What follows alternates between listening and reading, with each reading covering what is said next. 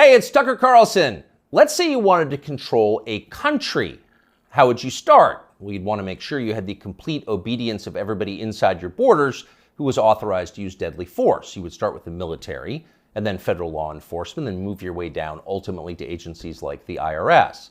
Controlling the guns would be a top priority for you if you ever wanted to go dictatorial, if you wanted to be baby doc.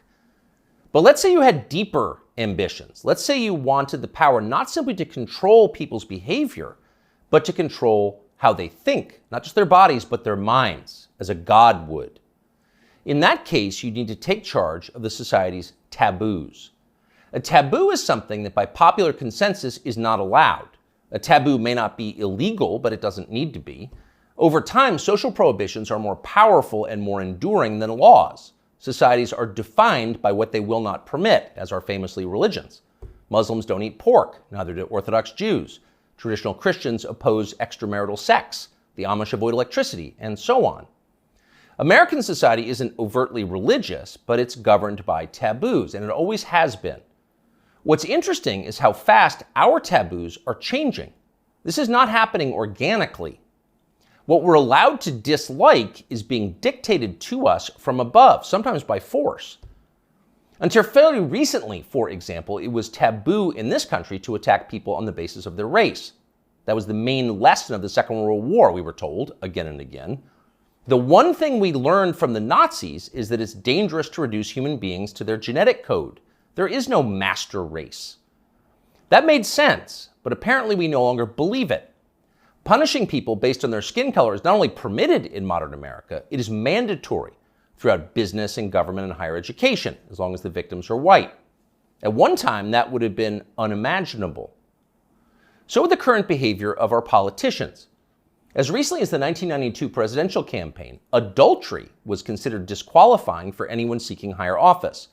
Bill Clinton was very nearly derailed in the New Hampshire primary by his affair with Jennifer Flowers. Clinton went to elaborate lengths to lie about the relationship because he had no choice. But he was the last presidential candidate who had to meet this standard. By 2008, it was obvious to anybody who was paying attention that Barack Obama had a strange and highly creepy personal life. Yet nobody ever asked him about it. By that point, a leader's behavior within his own marriage, the core relationship of his life, had been declared irrelevant. It was Barack Obama's business, not yours. One by one, with increasing speed, our old taboos have been struck down. Those that remain have lost their moral force. Stealing, flaunting your wealth, striking women, smoking marijuana on the street, shameless public hypocrisy, taking other people's money for not working. All of these things used to be considered unacceptable in America, not anymore. So it probably shouldn't surprise us that the greatest taboo of all is teetering on the edge of acceptability: child molestation. A generation ago, talking to someone else's children about sex was widely considered grounds for a thrashing. Touching them sexually was effectively a death penalty offense. When Jeffrey Dahmer was bludgeoned to death in the bathroom of a Wisconsin prison in 1994, the Milwaukee District Attorney had to caution the public not to turn Dahmer's killer into a folk hero. Jeffrey Dahmer had molested and murdered children. People felt justified in celebrating his death. 25 years later, that standard had changed dramatically in the state of Wisconsin, as in the rest of the country. In the summer of 2020, during the BLM riots in Kenosha, 17-year-old Kyle Rittenhouse defended his life from a convicted child molester called Joseph Rosenbaum. Rosenbaum was trying to kill Rittenhouse, so Rittenhouse shot him in self-defense. But it was Joseph Rosenbaum whom the media cast as the victim of the story. Kyle Rittenhouse, meanwhile, an underage boy fending off violence from a child molester, was denounced as the villain. Ultimately, he was indicted for murder. One of the things that this tells us is the people who run our country no longer see child molesters as the worst among us. It's never been more obvious than it was yesterday when the Wall Street Journal ran a long expose about kiddie porn on Instagram. Instagram, the journal found, quote, helps connect and promote a vast network of accounts openly devoted to the commission and purchase of underage sex content. Instagram connects pedophiles and connects them to content sellers of child pornography. In one instance, the paper discovered that Instagram was recommending the phrase incest toddlers to users who'd expressed interest in similar material. By the way, no one at Instagram denied that any of this had happened, nor did Mark Zuckerberg, who controls the company. The Journal story was accurate. It was all pretty shocking, but not as shocking as what happened next, which was effectively nothing at all. The largest circulation newspaper in the United States revealed that one of the world's most influential companies was promoting pedophilia, and nobody in power did anything about it. The Justice Department did not announce an investigation. Congress did not schedule hearings. The guy who runs Instagram, Adam Mosseri, still has his job. In fact, Mosseri's last tweet, which is pinned, is a video of himself bragging about how effective Instagram's algorithm is. Keep in mind as you watch this, it's real. People often talk about the algorithm, but there is no one algorithm for Instagram. There are many algorithms and ranking processes we use to try to personalize the experience to make it as interesting as we can for each and every person who uses Instagram. We believe in this idea of personalization. What you're interested in and what I'm interested in is different, and so therefore your Instagram and my Instagram should be different. What you're interested in and what I'm interested in is different, Mosseri explains patiently. So your Instagram feed will be different from mine. You're interested in children, that's why you're getting all the incest toddler posts. It's a highly personalized experience. That tweet is still up tonight. Of course, everybody at Instagram, in fact, everyone everywhere in authority, will still claim to think that child molestation is bad, but the tone has changed unmistakably. When they say it's bad, they mean it in a kind of abstract way. Bad like a civil war in Central Africa is bad. You wouldn't prefer it, but there are reasons it happens. That's why we now refer to pedophiles as minor attracted persons, because honestly, who can judge? These people are a sexual minority, so pause before you attack them. And in any case, it's not like pedophiles are barging into the Capitol building to sit in Nancy Pelosi's chair or asking uncomfortable questions about the last election. For miscreants like that, no punishment is too harsh. So far this month, the FBI's Washington field office has issued 11 press releases. 10 out of 11 have been about January 6th. Keep in mind that January 6th happened more than 2.5 years ago. Now you know why the feds were ignoring kid touchers on Instagram. They're too busy to respond.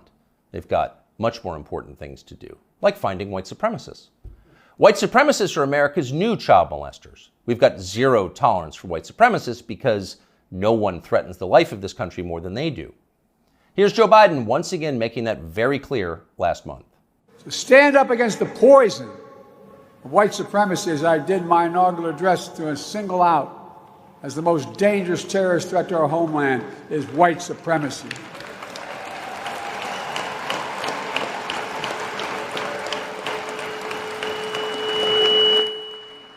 And I'm not saying this because I'm at a black HBCU. I say it wherever I go. Pardon the feedback, but you heard the point. White supremacy is the most dangerous threat to the American homeland. Joe Biden just told us that. It's more dangerous than the threat of nuclear war with Russia. It's more dangerous than the threat of the Mexican drug cartels, who've already killed hundreds of thousands of Americans and are now in control of swaths of our southwestern states. White supremacy is that bad, Joe Biden says. In fact, it's worse. But what is it? That's the question. Can anyone in authority actually define white supremacy?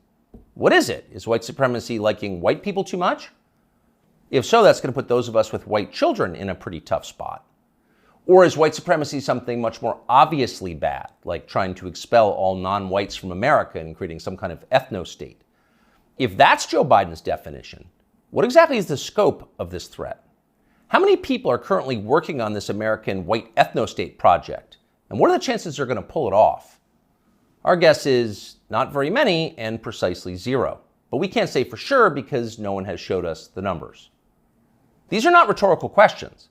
When the President of the United States describes something as the worst possible crime Americans can commit, you have a right to know what that crime is. You used to have that right. Under our pre-revolutionary legal code before George Floyd, questions like these were easy to answer. A crime was defined as something that an elected legislature had explicitly banned, usually an act that hurt somebody else. In America, crimes were described precisely with words in English and then preserved in books, which you could read yourself. If you ever wondered whether you were committing a crime, you could just look it up. You could know for sure whether you were a criminal. Now you can't. And needless to say, that's the point. The point of the exercise is to keep you off balance, to keep you afraid. When no one's willing to define the offense, you can't be sure whether or not you're committing it. You could be accused at any time and everything you have taken from you. You live in fear. Remember this guy? Emmanuel Cafferty was driving near a Black Lives Matter protest in Poway in his SDG&E truck when he says he noticed somebody following him and trying to get his attention. Later, that person posted a picture of him making what some believed is a white supremacy symbol on Twitter. Cafferty says he had no idea about any white power symbols and was just cracking his knuckles outside his window when the picture was taken of him. Later that day, he says he was notified by SDG&E that he would be suspended pending an investigation, and a few days later, he was fired. What that man did was so offensive, as you just saw, that local news had to blur the photograph of his hand. He was fired from his job. His life was destroyed for cracking his knuckles. He didn't know cracking his knuckles was racist in his defense, but then nobody did until the day that poor Emmanuel Cafferty was unwise enough to crack them. When a crime has no definition, anyone can be guilty of it. It's hard to relax in a country like that. The old system was better. Government operated on the basis of laws, not amorphous moral terror. Politicians couldn't accuse you of something they couldn't define. The legal code was straightforward. Child molestation was a crime. Having unfashionable opinions was not. Outside of the public sphere, the population mostly governed itself, as it does in every society, and used taboos to do it. You knew what was allowed and what wasn't because the rules didn't change very often. The taboos were organic. They derived from collective experience and instinct, the two most reliable guides to life. They evolved for a reason. They still do. Our job at this point is to protect them, despite the hectoring, the nonstop hectoring from the people in charge. You know the outlines of right and wrong. You were born knowing them. So don't let them talk you out of what you can smell. Don't let them rationalize away your intuitive moral sense. Cling to your taboos like your life depends on them, because it does. Cherish and protect them like family heirlooms. That's exactly what they are. You often hear people say the news is full of lies. Kennedy's motorcade. 239 people. The death of Jeffrey Epstein.